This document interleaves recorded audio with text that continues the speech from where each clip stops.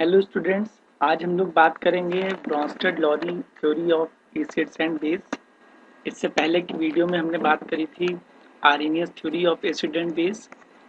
तो Arrhenius theory of acid and base जो है वो रिजेक्ट हो गई थी because it could not explain the acidic and basic character of substances in non aqueous solutions. Arrhenius theory acid और base के बारे में तभी हमें बताएगी जब वो सब्सटेंस जो है वो एक्वस सॉल्यूशन में होंगे। अगर वो नॉन एक्वस कंडीशन में है तो ऐसे में आर्हेनियस थ्योरी जो है वो फेल है सब्सटेंस के एसिड बेस कैरेक्टर को एक्सप्लेन करने में। ब्रोंस्टेड लॉरी थ्योरी जो है in 1923 Johnson's Bronsted, a Danish chemist, and Thomas Lowry, an English chemist, proposed new definitions of acids and bases. अब दो साइंटिस्ट हैं, एक है ब्रोंस्टेड दूसरे हैं लॉरी। इन्होंने क्या किया, लॉरी और ब्रोंस्टेड के नाम से ही इसीलिए हाँ ब्रोंस्टेड और लॉरी के नाम से ही दो साइंटिस्ट हैं। दोनों ने अलग अलग स्टडी करी लेकिन फाइंडिंग्स जो थी वो दोनों की एक ही निकली। ओवरऑल जो कंक्लूजन था वो दोनों का एक ही निकला। ठीक है। अब होता क्या है, Bronsted and Lowry had worked independently of each other but they both arrived at the same definitions. An acid is a substance that donates proton. Proton को, हाइड्रोजन आयंस को हम लोग प्रोटॉन के नाम से भी जानते हैं। And a base is a substance that accepts proton. Okay. अब अगर हम थोड़ा सा इलेबोरेट करें तो actually Bronsted and Lowry theory based upon the proton exchange concept. According to this theory, an acid is a substance which produces proton in solution. The protons are not capable of separate existence and are always solvated. इससे पहले मैंने बताया था कि proton जो है वो separate exist नहीं होगा, वो हाइड्रोनियम आयन के फॉर्म में एग्जिस्ट करेगा। ठीक है। So it is always exist in combination with one or more molecules of the solvent. A proton in aqueous solution exists as hydronium ion. ठीक है। इसी तरीके से बेस में क्या है, a base is a molecule of a substance or an ion which can accept a proton from acid solution. Okay. तो अब अगर इसी को हम एक्सप्लेन करें तो इसका मतलब ये हुआ डोनर और acceptor. Acid is equal to proton donor. ठीक है। कैसे, HCl is a acid. Water के साथ किसकी रिएक्शन कराएंगे तो एसिड क्या कर रहा है, प्रोटॉन को डोनेट कर रहा है। ठीक है। ये वाटर है, ये प्रोटॉन को एक्सेप्ट कर रहा है। ठीक है। H2O हाइड्रोजन इसने एक्सेप्ट किया प्रोटॉन को, H3O प्लस हाइड्रोनियम आयन बना प्लस Cl माइनस। ठीक है। The HCl donates a proton and so is an acid. The H2O in this case accepts a proton and so is a base। यहाँ पर ये जो water है ये proton को एक्सेप्ट कर रहा है, HCl से क्या बन रहा है, हाइड्रोनियम आयन बन रहा है। इसलिए यहाँ पर ये जो वाटर है ये एक्ट करेगा बेस की तरह, और HCl प्रोटॉन को डोनेट कर रहा है इसलिए एक्ट करेगा एसिड की तरह। ठीक है। हमको ये ध्यान रखना है, हाइड्रोजन H प्लस को ही हम लोग प्रोटॉन के नाम से जानेंगे। Okay. Next, likewise HNO3 plus H2O। अब यहाँ पर क्या हो रहा है, ये जो HNO3 है ये इस प्रोटॉन को डोनेट करेगा वाटर को। ठीक है। H3O प्लस बना और ये NO3 माइनस बन जाएगा।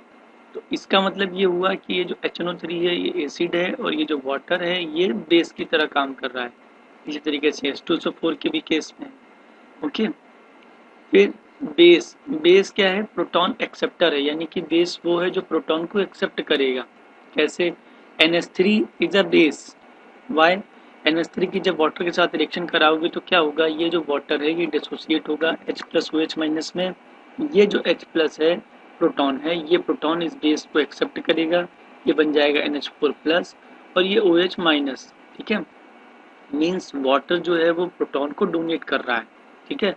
और ये जो अमोनिया है ये प्रोटॉन को एक्सेप्ट कर रही है। The NH3 accepts a proton and so is a base. The H2O in this case donates a proton and so is an acid. Okay. अच्छा, अब यहाँ पर क्या है, हमको दो चीजें देखने को मिली। एक तो ये कि वाटर पहले केस में एसिड की तरह काम कर रहा है और दूसरे केस में बेस की तरह काम कर रहा है। अब ऐसे सब्सटेंस जो एसिड और बेस दोनों की प्रॉपर्टी शो करते हैं, ऐसे सब्सटेंस को हम लोग बोलते हैं amphoteric substance.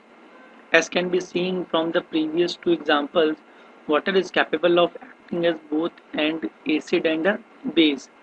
So any substance that can act as both an acid and a base is said to be amphoteric. Okay. इसके बाद एक कॉन्सेप्ट है conjugate acid and conjugate base का कॉन्सेप्ट. इसमें क्या है, चलो इसके बारे में हम लोग बाद में बात करेंगे. पहले हम लोग बात कर लें एसिड बेस रिएक्शन के बारे में. तो एसिड बेस रिएक्शन में क्या है, HCl is a acid and NH3 is a base. अब इन दोनों की जब रिएक्शन होगी तो क्या होगा, एसिड क्या करेगा, प्रोटॉन को डोनेट करेगा. तो HCl ने क्या किया, प्रोटॉन को डोनेट किया यानी कि Cl-, और बेस क्या करेगा, प्रोटॉन को एक्सेप्ट करेगा. तो NH3 NH4+ में कन्वर्ट हो जाएगा. तो this type of reactions are known as acid base reaction in which acid donates a proton and base accepts a proton. This type of reaction is known as a neutralization reaction, the reaction between an acid and a base to produce a salt and a water. A salt is formed when the hydrogen of an acid is replaced by a metal. Okay. Like this, acid plus base, salt का formation हो रहा है plus water. ठीक है. अब यहाँ पर क्या है, HCl plus NaOH. तो इसमें क्या होगा, H क्या है, H plus Cl minus, Na plus OH minus. But since the acid and base dissociate in water, we can write. जब HCl और NaOH जब वाटर में जाएंगे तो ये दोनों जो है डिसोसिएट होंगे, आयनाइजेशन फॉर्म में आएंगे. तो जब डिसोसिएट होंगे तो हम इनको इस तरीके से भी लिख सकते हैं, H plus plus Cl minus plus Na plus plus OH minus. अब इसमें क्या है, ये एसिड है, ठीक है, एसिड है तो ये प्रोटॉन को डोनेट करेगा. तो प्रोटॉन को डोनेट किसको करेगा, इसको करेगा. तो OH माइनस और H+ मिलकर के वाटर बन जाएगा और NaOCl को कंबाइन फॉर्म में लिख दो. तो we can cancel the Na+ and Cl- on both sides, living H+ OH- is equal to H2O.